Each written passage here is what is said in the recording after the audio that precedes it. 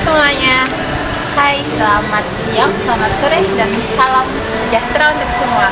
Kembali lagi di podcast bersama Ani. Kenalkan, saya Ghaniatul Maulidah. Dan hari ini kita akan membahas tentang feminisme dan disorientasi seksual. Nah, penasaran dengan kita akan bahas materi ini dengan siapa? Mari kita panggil bintang tamu kali ini. Silakan.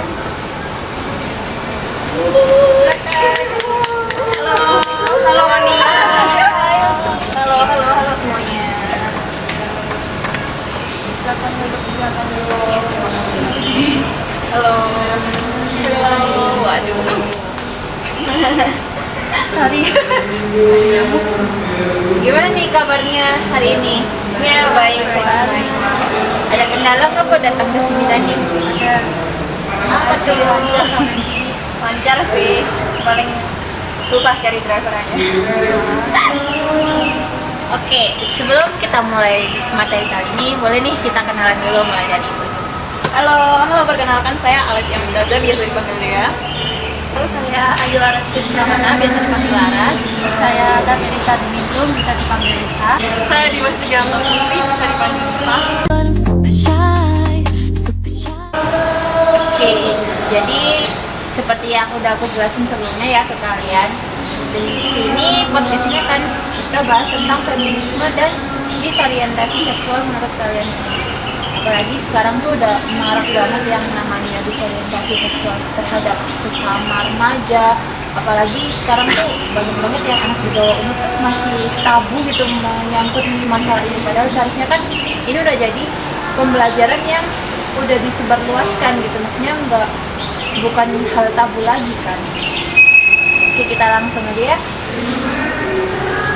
Jadi yang pertama, kira-kira menurut pandangan kalian sendiri itu tentang peran perempuan dalam masyarakat dan bagaimana hal ini dapat berdampak pada gerakan kesetaraan gender menurut kalian. Gimana? Boleh diulang? Jadi pandangan kalian nih terhadap peran perempuan dalam masyarakat serta kayak bagaimana sih hal itu tuh dapat berdampak pada tentang kayak isu kesetaraan gender itu. Peran perempuan. Iya. Mau peran perempuan dalam perempuannya atau dibahas secara feminisme? Boleh, terserah. Kalau secara feminismenya ya kan disorientasi seksual itu juga memperjuangkan apa ya? Mereka juga memperjuangkan kesetaraan gitu loh antara yang Gender. ya kesetaraan gender juga. Mereka tuh pengen diakuin gitu loh secara resmi. At least secara sosial lah mereka diakuin kalau mereka tuh ada ini loh, aku tuh ada ini bahas LGBT kan, ini loh aku tuh ada gitu. Jadi mereka pengen diakui secara sosial juga, secara resmi juga dari badan hukum kita. Kalau di Indonesia sendiri belum ada sih yang akui secara resmi di bidang hukum itu sendiri belum ada. Jadi mereka tuh apa namanya memperjuangkan hak asasi itu kan. Sama perempuan juga, kalau perempuan itu kan sering didiskriminasi ya sama ya menurut gender kita direndahkan, tidak dihargai gara-gara cewek bisa apa sih gitu kan. Banyak yang Benar. Apalagi kayak sekarang cowok tuh kayak lebih ini loh gue cowok, kalian cewek bisa apa sih gitu ya kan gitu kan. Bahkan kadang walaupun sesama gender nih antar cewek, kadang tuh kayak mereka lebih ke derajatnya, kayak gue ini punya jabatan, lo nggak punya apa-apa, nggak usah sok gaya gitu kan ya. Mungkin dari yang lain ya sebenarnya sama sih, apalagi kalau sekarang tuh ada ya kayak yang ceweknya tuh kalau dalam sebuah hubungan yang ceweknya direndahin sama cowoknya, kayak disuruh-suruh apa gitu tuh, kayak kamu tuh harus sebagai cewek tuh harus nurut gini gitu kan, pasti kayak gitu lebih dijadikan kayak pembantu Iya, gitu heeh. kan. Betul. Ini sih kayak udah parah banget sih zaman sekarang. dan ceweknya juga mau aja gitu tuh, kenapa bucin Bener. bucin pulau sih bucin tolol. apalagi kalau pendidikan gitu kan. Iya. Ya kayak kenapa sih cewek harus berpendidikan Iya. tinggi? Kenapa sih harus kuliah? Nanti kan ujung-ujungnya pasti Jadi jadi rumah. Iya. Sedangkan kita didik anak pun juga harus berpendidikan. Pendidikan. Kan katanya anak tuh kan niru ibunya dari Iya, kepintarannya, sedangkan dari sifat kan ayahnya gitu. Tapi kalau misalnya kita juga nggak berpendidikan tinggi juga nanti anak kita gimana kayak gitu kan, kita juga nggak bisa ngedidik anak kita nanti. Nah, tadi kan udah dibilang kalau apa namanya menyangkut tentang feminisme perempuan itu sendiri ya. Kira-kira kalau menurut kalian nih penting nggak sih feminisme ini diterapkan di lingkungan sehari-hari? Ya menurut saya ya penting banget ya sih. Iya. Penting banget. Soalnya kalau menurut orang-orang ya di sekarang tuh banyak yang miskonsepsi tentang feminisme itu sendiri. Feminisme tuh dianggap kayak mengagung-agungkan perempuan, padahal tujuan dari feminisme itu tuh cuman kesetaraan gender, biar kita nggak direndahin aja.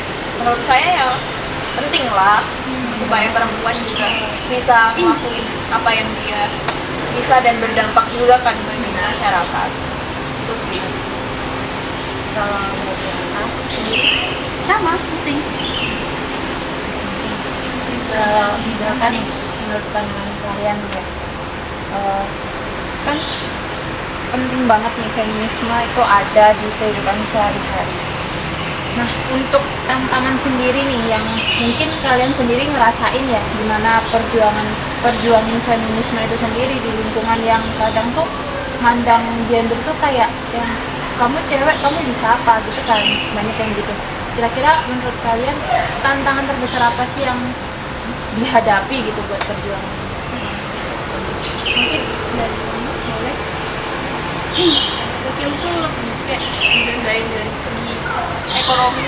Kayak kita kalau semisal ya kayak kita direndahin, kamu tuh nggak punya apa-apa, jadi kayak harus punya berpendirian sendiri, kayak aku harus lebih bisa gitu, kayak nanti suatu saat aku bakalan bisa lebih sukses dari mereka yang ngata-ngatain aku gitu.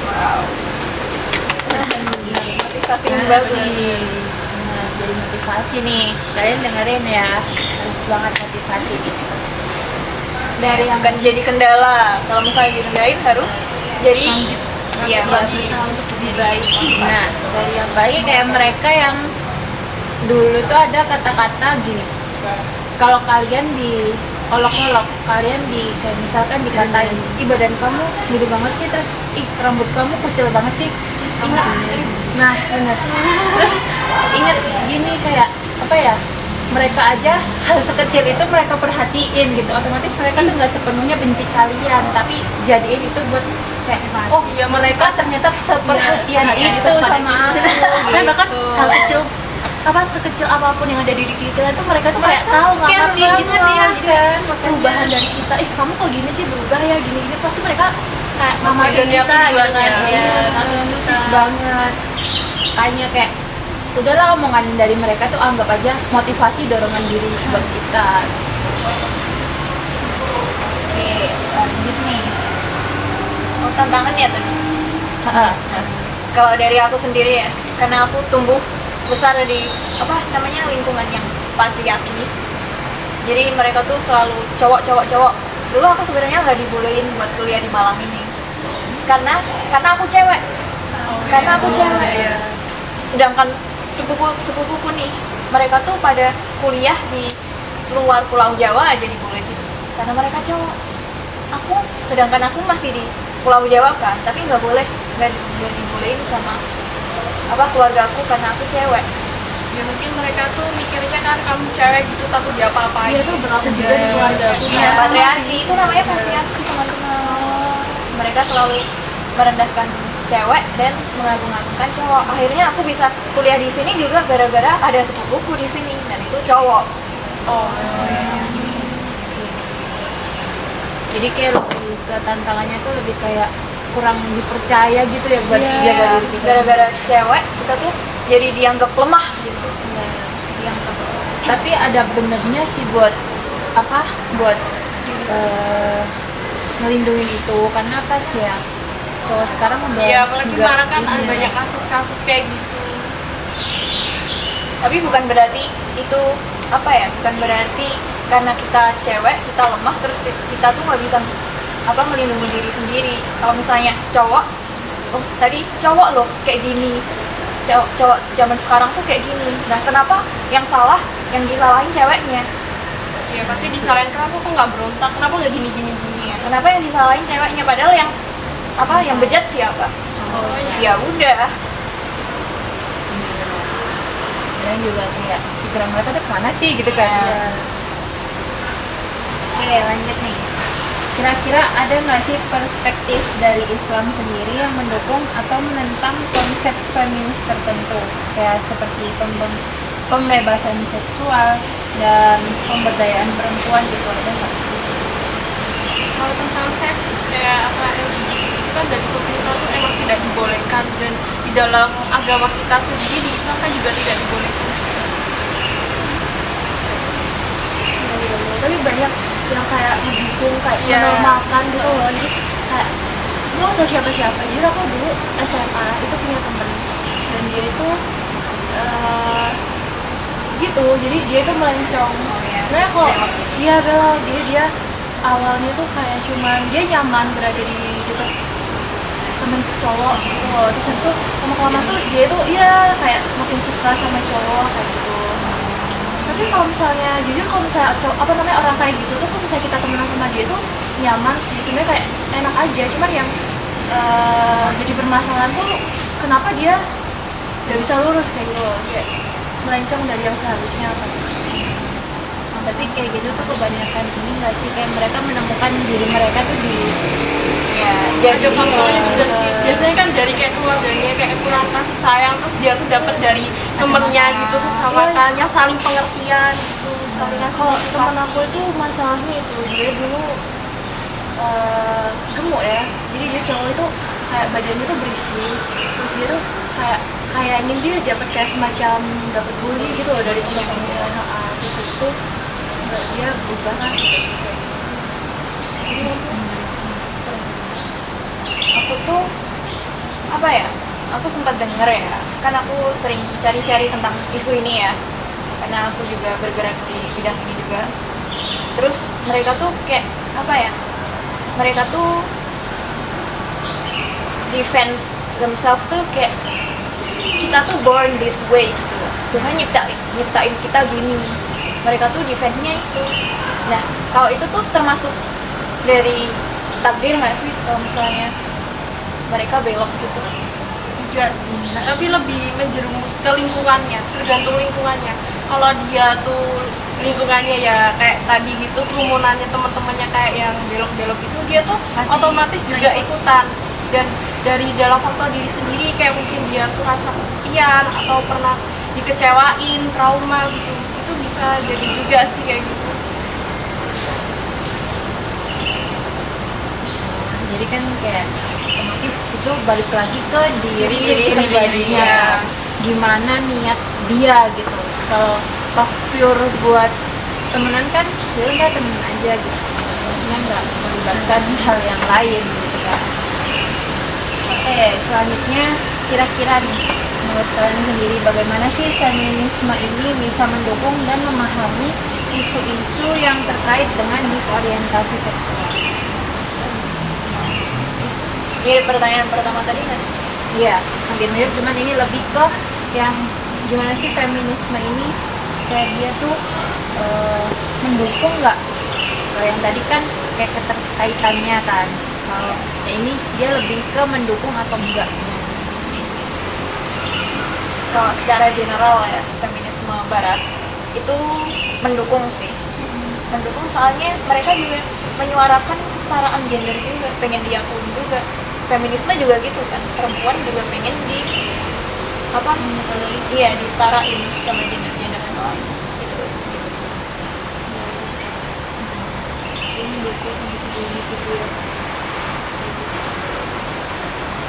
Oke, terus kira-kira nih bagaimana kita dapat memahami dan menghormati keragaman pendapat di dalam komunitas muslim sendiri nih terkait isu-isu feminisme dan disorientasi seksual, kayak apa ya, kan pendapat dari orang kan banyak tuh, apalagi di kaum Islam sendiri, dari satu orang ke satu orang itu belum tentu ada yang sama kan. Kira-kira menurut kalian gimana buat tentang isu tentang feminisme dan disorientasi seksual? Iya, mendengarkan penjelasan dari mereka dulu tanpa harus menghakimi. Tanpa ngejudge langsung ngejudge itu kamu masuk neraka kamu, kita nggak boleh gitu. Soalnya kita juga nggak tahu kan seseorang harus masuk surga atau neraka. Ya biar Tuhan ya. Iya, Tuhan. Kalau misalnya dari Islam sendiri ya, kalau misalnya aku sendiri sih personally aku nggak ngedukung, tapi aku nggak mau ngejudge juga. Iya. Terserah lah kalian mau gimana. Soal urusan surga neraka kan bukan urusan aku juga, Bukan mereka ini. Iya. Yang terpenting tuh sebenarnya kita kayak lebih ke ngingatin mereka, kayak kasih tahu Kamu jangan gini. iya, kayak ngajak mereka dulu sedikit ke jalan yang sedikit benar. Nanti keputusan mereka mau melanjutkan ke jalan yang benar atau meneruskan kemiringan mereka itu apa keputusan mereka. Jadi yang penting kita udah kayak mengajak mereka ke yang lebih baik kayak gitu. Oke, bener sih, kayak udahlah itu gimana kalian, yang penting Iya. aku udah ngingetin gimana baiknya. Oke, terus nih kira-kira untuk pandangan dari Islam sendiri nih disorientasi seksual itu gimana, dan bagaimana hal ini dapat berdampak pada individu yang mengidentifikasi diri mereka sebagai bagian dari LGBT. Jadi kayak gimana sih pandangan Islam tentang mereka yang mengklaim diri mereka tuh aku nih LGBT. Menurut pendapat Islam, pandangan Islam sih gimana ya? menurut Islam Atau enggak gini aja deh, menurut kalian kira-kira dampaknya dari seorang muslim ini yang mengklaim diri dia tuh LGBT itu gimana? Ya pasti menurut aku ya, kalau misalnya lingkungan mereka tinggal di lingkungan yang muslim, pasti mereka langsung dapat cemooh dari masyarakat itu sendiri. Jadi mereka juga pasti tertekan sih dalam hatinya. Tapi nih kan ada nih kasus misalnya nih, ya kita kan nggak tahu juga ya, mereka ada di lingkungan yang Islami banget, terus kayak entah itu apalagi kayak ada kata-kata yang pernah bilang di pondok itu nggak selamanya murni. Oh iya, kadang-kadang tuh. Betul-betul. pernah dengar itu. Ada sisi gelapnya juga. Iya, ada sisi gelapnya. Nah, kira-kira menurut kalian gimana? Padahal itu di lingkup yang bener-bener kayak udah Islami banget kan kalau menurut orang awam, tapi kita nggak tahu sisi di baliknya itu gimana. Sebenarnya itu apa namanya, pondok itu kan bukan kemauan, biasanya ada beberapa anak yang masuk pondok I itu see. bukan kemauan kita, kayak kemauan disuruh orang tua. disuruh atau Gara-gara- karena keterpaksaan Iya. gitu. Biasanya anak-anak Yang nakal iya, yang gitu. agak bandel, Iya, orang yang tuanya insist buat mereka apa namanya? memasuki Iya, biar udahlah kamu masuk pondok aja biar lebih baik, tapi di dalam pondoknya kan kita nggak tahu kayak gimana. Kayak pandangan orang tua sekarang tuh kayak gini ya. Masuk pondok bagus.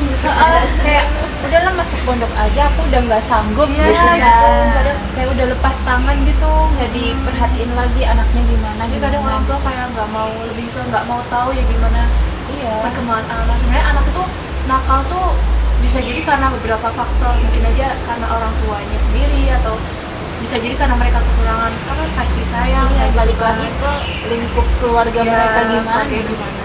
Tapi kan lingkungan pondok tuh ada yang ketat, ada yang enggak. Tahu nggak sih kayak ada yang peraturan pondok yang nggak dibolehin ini, ada yang bebas. Nah, itu kan rata-rata tuh yang apa?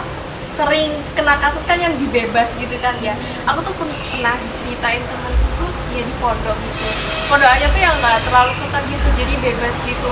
Itu tuh satu lingkungan itu cewek sama cowoknya tuh bisa saling interaksi gitu. Ya jadi itu ada dia tuh pernah lihat kayak kakak kelasnya gitu, dia itu tuh pacaran di perpustakaan sama cowoknya gitu, dan itu lagi melakukan adegan perzinahan gitu. Dan di situ tuh orang-orang yang lihat di situ nggak kayak negur dia, tapi cuma kayak biarin aja gitu. Menormalkan gitu ya. tapi itu masih normal karena masih sama cewek sama Beda cowok. cewek sama cowok. Iya, beda Beda gender. gender. Tapi aku pernah Segender. diceritain sama temanku, dia kan mondok juga.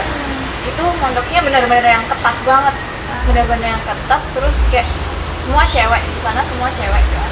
Nah terus ada satu anak ini tuh kayak berdua tuh sering nempel gitu, nempelan berdua terus apa ya, kalau misalnya si satu ini lagi sakit ke UKS, yang satu tuh pasti nemenin,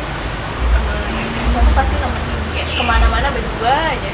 Terus kan orang-orang di sana jadi curiga kan, ini kenapa, terus kayak ada ini, ternyata waktu kan ada yang BP gitu lah, ada BP-nya, terus waktu ditanya itu ternyata beneran itu, iya mereka pacaran. Iya. Tapi ada kemungkinan juga sih kalau modal bisa sesuka gitu. Soalnya kan interaksinya tuh sesama jenis gitu. Iya. Jadi kayak cerita sama sini kok kayak nyaman.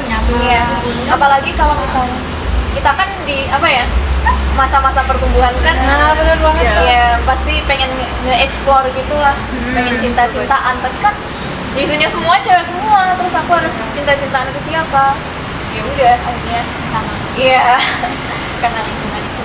Kalau buat cewek sama cewek itu kayak nggak terlalu kelihatan gitu nggak Karena sih? persahabatan kayak Iya. Berlindungnya di balik kata sahabat dan adik kakak. Tapi kalau cowok sama cowok tuh kelihatan Cowok banget. cuman baru Ngerti nggak lirik doang gitu udah kelihatan banget. Iya. Auranya tuh udah keluar banget gitu, ngerti gak sih? Apalagi jadi kayak misal ceweknya gitu, cowoknya jadi ceweknya tuh kayak apa? Body. Iya, warna body gitu langsung Kayak auranya kental sekali. Ya mereka udah nggak bisa nyembunyiin banget deh. Bener. Tapi kan ada yang pacaran bak-bakan gitu walaupun sesama jenis. Ada juga yang ceweknya tuh rela potong cowok, iya sih. Iya, buci. Ya, itu kayak tahu aku. Iya, jadi buci itu kayak apa ya? Buci itu cowoknya. Tapi perilakunya tuh kayak cowok suka Iya. kayak rokok gitu kan. Iya, yang tomboynya gitu loh. Terus cewek yang cewek itu namanya femi. Iya. Jadi kan nggak kelihatan kayak orang pacaran. Akhirnya oh iya ini cowok gitu. Kayak ya udah sahabatan gitu. Oke, sebelum makin berlimpah lagi nih. Wah, ini warning banget nih pembahasannya.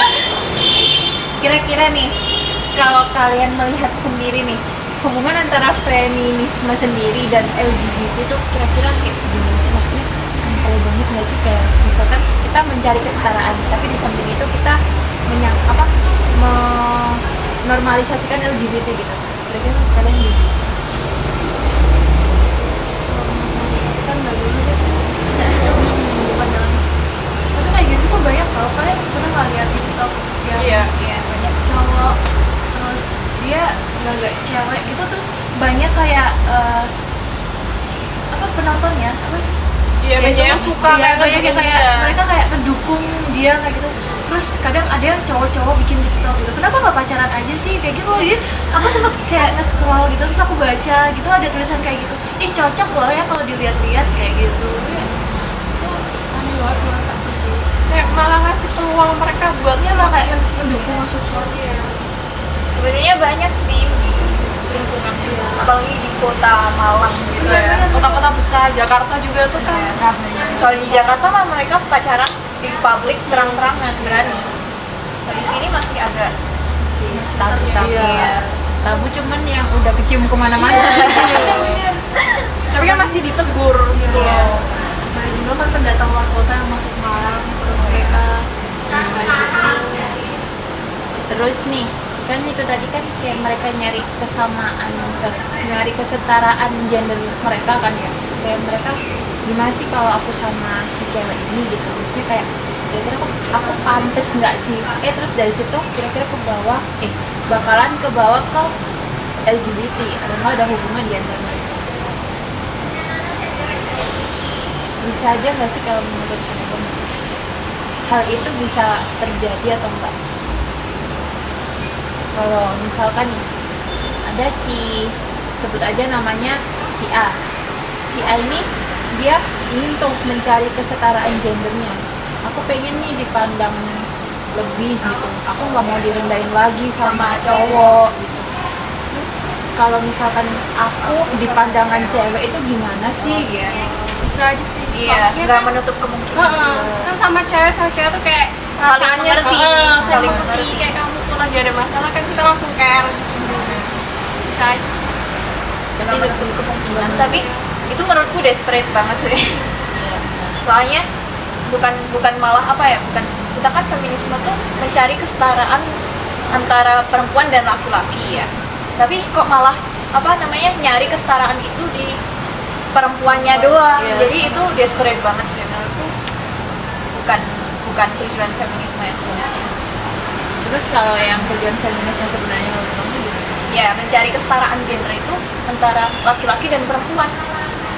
Jadi apa ya, biar kita tuh nggak dipandang rendah lagi, biar kita bisa melakukan hal-hal yang cowok itu biasanya apa ya namanya, cowok dibolehin gitu, misalnya kerja kantoran tuh kalau misalnya apa namanya cewek sama cowok itu tuh apa ya, gajinya bisa beda loh, Oh iya. lebih rendah ceweknya, padahal job desk-nya sama, terus apa performanya juga kadang si cewek ini lebih apa namanya, iya di atas cowoknya ini, tapi gajinya bisa iya tetap rendah gara-gara dia cewek. Iya sih, benar-benar. Jadi kayak lebih ke kalian harus bisa nyari kesetaraan itu di tempatnya. Iya, Tempatnya. seharusnya. Bukan melenceng-melenceng. Jangan melenceng. Oke nih, udah kerasa banget udah pertanyaan terakhir. Aduh, Kira-kira ada nggak sih pesan dari kalian atau apa ya, solusi dari permasalahan isu yang kita bahas tadi? Boleh satu-satu, boleh gimana terserah. solusinya kalau buat feminisme sendiri aku jelas ngedukung sih untuk kesetaraan gender itu kan, tapi untuk LGBT-nya itu mungkin kalau di Indonesia ini belum bisa untuk kita belum bisa nge-support untuk itu gitu, apalagi iya Maksudnya jangan apalagi kita kan backgroundnya muslim kan. Iya benar. Ya seperti itu, jangan sampai lah. Aku sama sih ngedukung feminisme, kayak yang dibilang kalau cari kesetaraan itu tiap sejalan, maksudnya jangan mencong-mencong sana kesini kayak ya udah gitu aja, jangan sampai ke LGBT-nya gitu. Kalau LGBT-nya nggak deh, jangan kayak kalau misalnya kamu cewek, cowok di luar sana itu masih banyak gitu loh. Terus kalau kamu cowok, kita cewek-cewek tuh kurang menarik, cantik kan? gitu. Harus Kamu cari mencari- apa? Iya, kamu cari apa di cowok, kayak kita cewek emang kurang kayak gitu. Jadi kayak yes, gitu sih. Dari kalian? Kamu sih? Kalau aku sih ya, soalnya perempuan tuh kan kasihan juga ya kalau sering ditindas gitu tuh. Jadi harus punya pendidikan sendiri lah minimal. Kalau kayak semisal kayak hubungan atau ya udah nikah kan pasti banyak KDRT gara-gara kayak masalah itu ya. Kata aku sih mending harus punya pendidikan sendiri. Gak usah kayak ngikut cowoknya. Jangan bergantung. Iya, jangan bergantung juga sih, harus punya pemikiran mandiri. sendiri. Iya. Tapi kita sebagai cewek juga nggak boleh mandiri-mandiri banget tau. Iya, bener sih. Kayak kalau apa ya, kadang pandangan cowok tuh kayak aku tuh mau kalian yang bergantung ke aku gitu. Nggak Iya, semua apa-apa sendiri. nggak semua cowok itu kayak yang kamu tuh harus bisa gini, kamu harus bisa gitu. Oh, alpha ya, jadi tapi menurutku itu balik lagi ke orangnya sih. Kalau misalnya apa ya, kalau mau mandiri ya silahkan, Nanti sesuaikan tempat. nanti gitu. pasti apa ya, cowok yang kita dapat juga Pasti lebih tinggi. iya pasti lebih tinggi. Nggak High value. iya, kalau misalnya mereka apa ya, cowok yang nuntut ini itu, kamu tuh jangan terlalu mandiri, itu menurutku cowok insecure aja sih. Kenapa harus apa ya, aku nurut ke kamu kalau misalnya aku bisa sendiri gitu kan. Oke, sekian deh, udah. Tangan dulu nih buat kita. Keren banget kok materi kita hari ini. Terima kasih. Oke, jadi itu tadi yang bisa kita bahas di podcast kali ini. Bye dulu guys. Terima kasih. Terima kasih. Bye-bye. Sampai jumpa di podcast selanjutnya. Dadah. Dadah. Podcast lagi.